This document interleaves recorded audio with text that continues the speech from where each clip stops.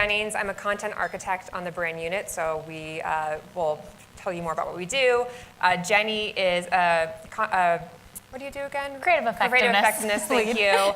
And Steph is also a content architect.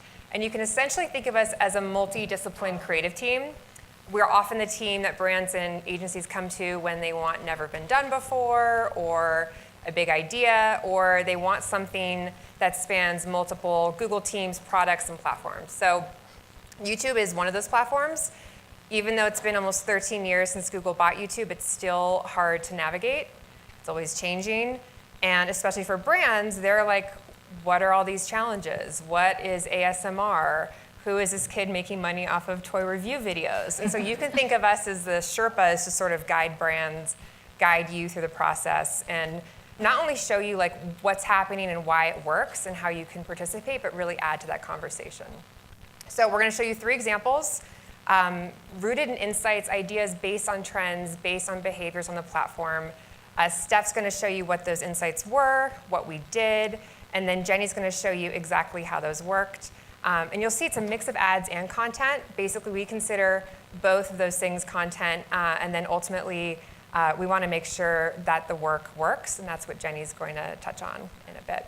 Yeah, I think that you'll see, the name of this panel is Don't Tell Me I Can't, because I think a lot of times when we're working with advertisers and agencies, the first thing that kind of comes when we show a meme or a trend is, ooh, I don't think I can do that. Right. And so we'll talk about a few examples where we turned can't into can. And I will occasionally look down at my notes because I know we only have 15 minutes and everybody wants a vodka soda. So the first example that we have is from Dunkin' Donuts. And they came to us and they said, we have this new product. It's not a donut. It's not really a French fry. It's a donut fry. And we said, well, we have this woman that you might remember from a few years ago who did a video and a musical number called Friday. Would anyone like to hear the song right now? We're not going to play the song. It's an earworm. And we thought, wouldn't it be cool if we brought Rebecca Black back to do a version of Friday with someone who is a little bit more popular on the platform now, a YouTuber named Miranda Sings, to remake Friday all about Dunkin' Donuts fries. Do you get it? Are you? Yeah, you're all in it. Okay, cool. On National Friday, which is actually not a real holiday. It's a holiday that McDonald's started, but we appropriated it. And this is what that looked like.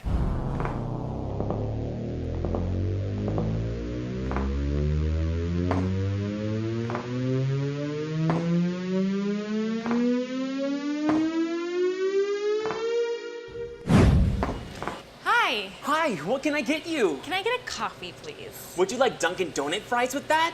Trust me, you definitely do. Donut Friday, Friday, my dreams are coming true on Friday. This must be a food tastes like in heaven, heaven. Friday, Friday, donut fries are my babe. Nothing's ever been more American. Chewy it, chewy it, yeah. Loving it, yeah. Yum, yum, yum, yum. I don't want this meal to end. So we went from a little bit of, not sure we can do that, and I don't know if we have budget, we don't know if we have time, we're not sure what we can do, to making this. And what's actually interesting, and it may not appeal to everyone in this room, may not appeal to everyone across the board, but we actually had really great results. And I don't know if Jenny, you want to speak to that a little bit? So one of the ways that we measure if an ad, especially one like this that is really hoping to drive engagement, one of the ways we measure that is sentiment in the comments on YouTube. So we have a new tool that uses natural language machine processing, so we can actually look at sarcasm and different types of natural language to look at sentiment. And it's a pretty new tool, so we've run about 1,000 videos through our sentimining tool, and this was the #1 highest sentiment. So it did really well. People were talking not only about Rebecca Black coming back and them loving Miranda Sings, but actually the product too. So that was the key measure of success, and they did really well.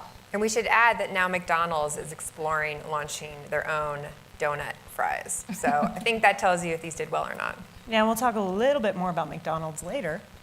First, we're going to talk about B&H. Who here knows what B&H is? For those who don't know, they are this mom and pop electronics wonderland in New York. And they came to us and they were like, we've never done a brand campaign before. We certainly have never run spots on YouTube. And we have this issue, which is that everyone who knows us loves us, but there's a whole crop of new creatives who've never heard of us before, and we need to find a way to talk to them. They also were like, we don't have a creative agency. Okay, cool. I think we can deal with that. The first thing that we did was we actually showed them some things that would inspire them and help them understand what this new crop of creatives were watching on our platform. So we showed them a lot of YouTube creators, people like Casey Neistat, who's going to be here tomorrow, and we were really inspired by quick cut content, which you can see here. It's moving very quickly, frenetic. That was one of our forms of inspiration. The other thing that we showed them was a trend on YouTube which continues to grow, and some of you may have seen, oddly satisfying, which is something that we see across the board, people who are piping cakes, which I know that we'll see also some of today. Also conveyor belts. People love watching conveyor belt systems on YouTube. Did you know that? That's a thing. I do it. And guess what? B&H, if you've ever been to the store, has this really cool conveyor belt system. So we showed this to them as something that they should showcase in some of the advertising. And then we said, guess what? We have these like little ideas for you, but here's also this digital creative agency who can help you bring them to life. And this is what they made. This is a brief history of B&H, everyone's favorite photo and video store. The year was 1973. The Mets went to the World Series. The first cell phone call was made. And Bleamy and Herman opened a specialty photography shop at 17 Warren Street, New York City. They had a simple philosophy. Be honest, treat people right, and they will come back. Thanks, Irving. Also, free candy. And it worked. Over the next 20 years, we expanded and moved to West 17th Street, then 34th Street and 9th Avenue, and added more products. Lighting, binoculars, telescopes, audio, video, tripods, computers, printers, mobile, television, projectors, drones, and even more free candy. Now it's 3 stories and over 400,000 products and over 1,000 employees. We take millions of orders online and ship to 179 countries and counting. You can talk to us in person, on the phone, B&H, how can I help you? or online. Check out our checkout baskets. Also check out our checkout numbers. Also check out the flare on Marae's vest. And everyone's favorite part, our conveyor belt. The benefit of the conveyor belt is you don't have to worry about the product or schlep it around anymore until checkout. Nice. These are the owners. They still come to work every day. They're around here somewhere. Anyway, this is Jeanette. Oh, sorry, she's busy. This is our warehouse. This is Yakov and Levy fighting over lighting kits. B&H is not a chain. B&H is open every day, except Saturdays, of course. Now you know almost the whole story. We are B&H. So that was one of the things that we created for them, with them, to help introduce the brand, and there were a number of other spots that they also made. This is the first phase. They're going to be doing a program with FameBit and YouTube creators as well. We're looking into a longer-term partnership with them in our YouTube spaces. All of these things to kind of tie them into the world of the new creative on YouTube. And I think, Jenny, if you want to talk a little bit about the performance of that one. So as we mentioned, this was their first foray into branding at all. So of course, the key metrics were awareness and recall. So the creative had double-digit increases for the brand in both awareness and recall. So that was kind of a check mark. Something that was fun that we try to tell people, our creative effectiveness team, is to use YouTube data to not only measure your creative, but to also optimize your creative. So we had them launch this version first before they ever cut down their 6s or their 30s. And we can actually see in YouTube Analytics, all of you guys can, if you have YouTube channel, within YouTube Analytics, you can see second by second where people drop off. And we were like really excited to see that everyone loved the conveyor belt. So in the ad, when the conveyor belt comes on, that was the highest point of engagement for users, the spot where they were clicking out the slowest. So we cut down the 6s to feature one with the conveyor belt and made sure that was prominent and in the upfront, since the data supported the fact that that is something everyone loves. And Steph, who did we get to do the voice for that? Do you guys know who Ed Murdens is?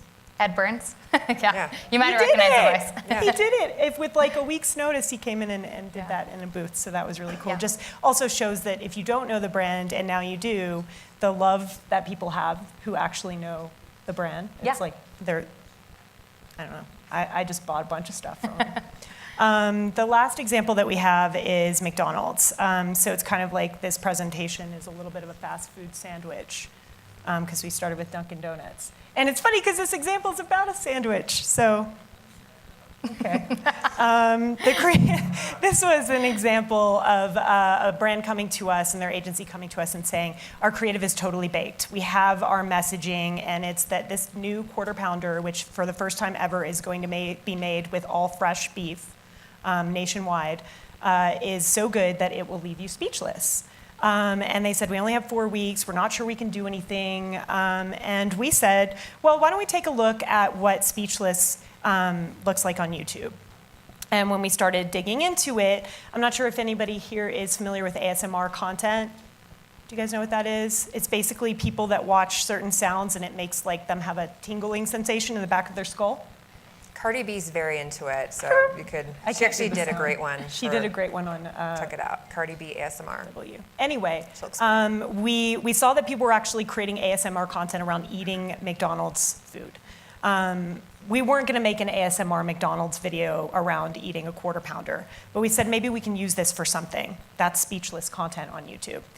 We also said that, you know, beyond cooking tutorials, which are huge on the platform, people are also looking at food as entertainment. Everyone here's probably seen Epic Mealtime, but there are also people like Dame Drops who are actually reviewing burgers in their cars.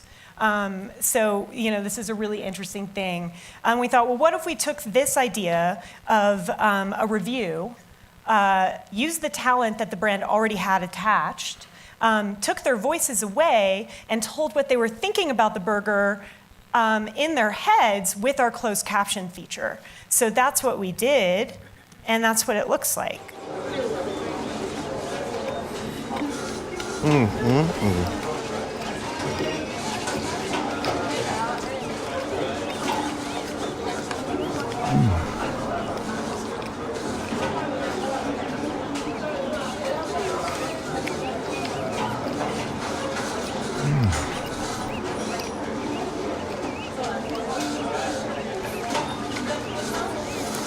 So the brands agency actually worked with the 3 talent that they already had attached to this campaign, Charles Barkley, Dan Goodman, and Gabriella Union, and they created these speechless ads using our insights. But they also worked with us to create some additional spots using native YouTube talent.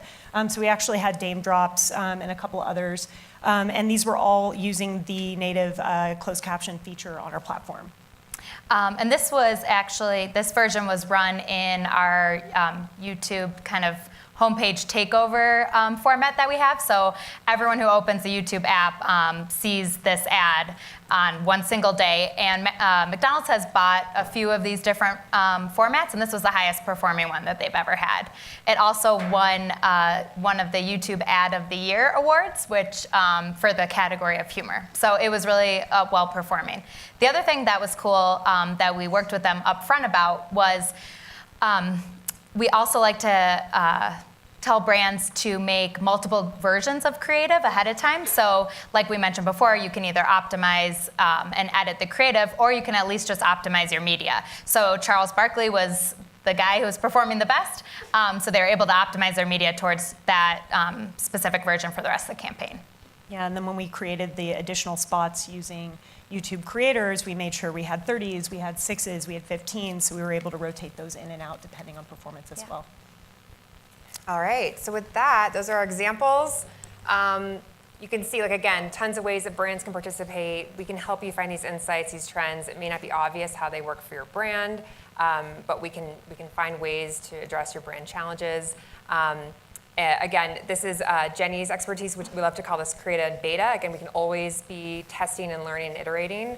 And if you want to talk to us at the cocktail hour, feel free. Or to get started, if you go to youtube.com/advertisers, we actually produce a show called View in 2, where every few weeks we upload the latest trends, examples of ways brands are taking advantage of it or not, or could, and creators who are doing cool stuff in that vein.